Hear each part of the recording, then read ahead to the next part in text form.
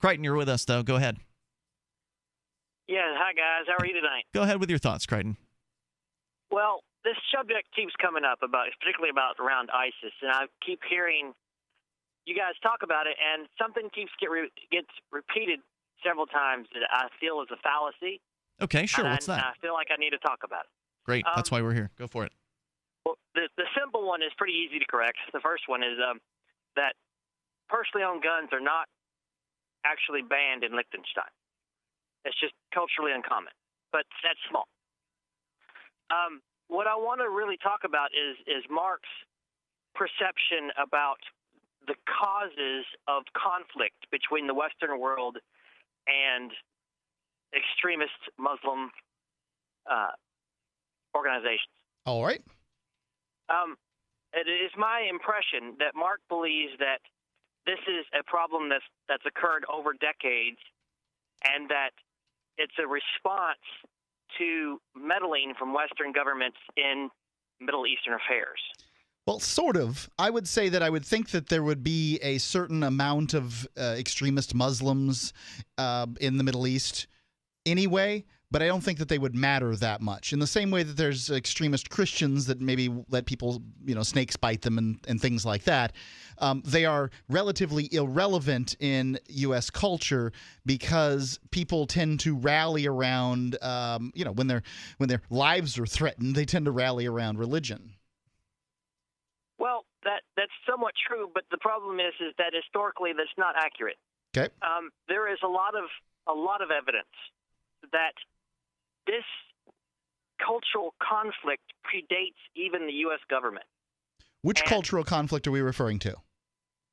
There is a culture clash between a certain subset of Islam and strong followers of Islam and the Western cultures in general. Okay. The reasons are very complex and very old. But to say that the U.S. government started it. No, I don't say that. No, I don't say that.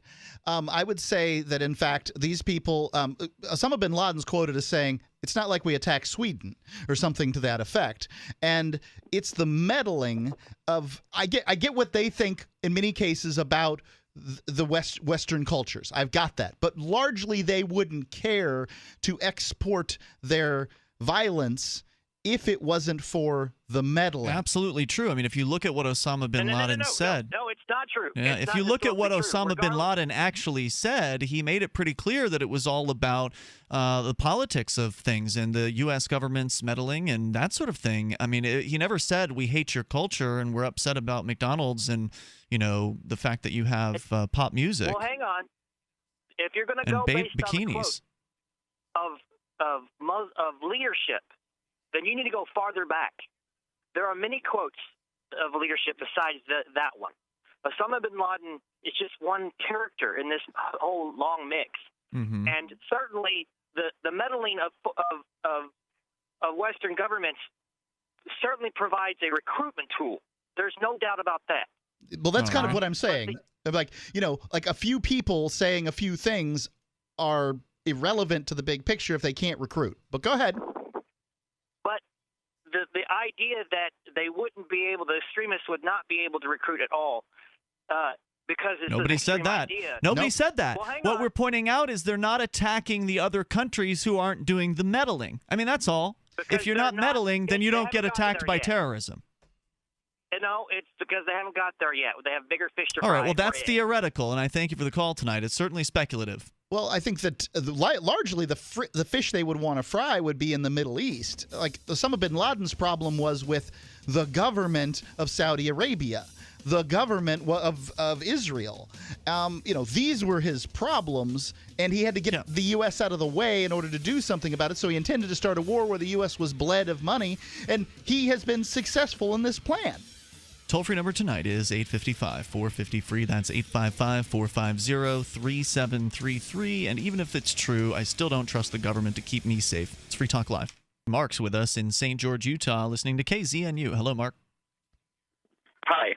I just wanted to make a comment about what the last caller said. And basically, a big part of understanding why the United States involvement with the Middle East and why Al-Qaeda and all their branch-off groups have such a problem with the U.S. is that I think the caller was right in saying that there's a history that, predates that stuff. But the reason that Al-Qaeda has a particular beef with America and brought their fight here on 9/11, not that that wasn't a tragedy, is that the United States, basically, by putting soldiers onto Saudi Arabian land, that is considered in the Muslim faith to be a violation of their most sacred areas. Well, hold on, just one moment. I mean, I agree that people consider it a violation, but it's something that anyone would consider a violation, regardless of what their faith is. I mean, think about how people in the United States would feel if the Chinese landed some troops and they started occupying their land. You got troops at your neighborhood. They've got a checkpoint set up. They're harassing people. They're shooting people. Maybe even bombing people. You don't have to be a member of a religion to understand why that would be pretty upsetting, right? Oh, of course not. And I totally disagree with the U.S. having bases anywhere in the world. But shut them down. As far as that particular situation, that was what they found to be a huge violation. And after the Russians were in Afghanistan and the Mujahideen forces had, basically pushed them out with, of course, assistance from the United States by arming them, Osama bin Laden actually went to the Saudi Arabian government and the United States government and said, hey, I have all these fighters that are willing to go and push Saddam Hussein, who they felt was not a good leader, out of Kuwait. And basically George H.W. Bush said, no, we're going to do it. And then it was rallied into this big thing that Bush was some kind of this hero of bringing a coalition of these freedom, bringers to Kuwait, when in fact the United States was his ally for a long time when he fought Iran, gave him weapons. Saddam Hussein. And so, yeah. Exactly, Saddam Hussein. And so, in a way, I mean, it was kind of like all of a sudden the United States flip-flopped, and then they claimed to be the heroes. And that is kind of where this whole Al-Qaeda beef originates. Good info, Mark. Thanks for sharing your thoughts tonight. I appreciate it. The toll-free number again is 855-450-FREE. And it's not like this this gets any better. The United States was basically fighting the same organization in Iraq, goes to Libya, arms, funds this organization. In Syria, arms, funds this organization. You're talking about the Islamic State now? Yeah, basically Al-Qaeda? Al-Qaeda in Iraq is what it was being called back then. And it's just, Al-Qaeda is just this big, term. And now in Iraq, bombing those same folks. It's just this big whirlwind. I mean, really, what is the plan? You shouldn't be fighting a war. If you shouldn't be fighting a war if you don't have a plan. If the plan is let's drop a bunch of really expensive bombs so that we can build more expensive bombs and people in America have jobs, why don't we just talk about that?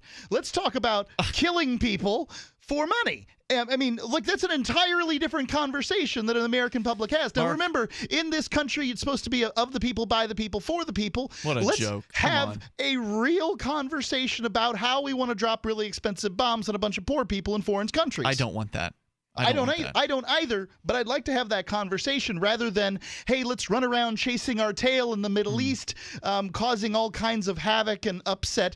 These people deserve to rule themselves. If that means that our puppet dictators that have been set up over the course of decades fall, I don't care. No, really, I don't care.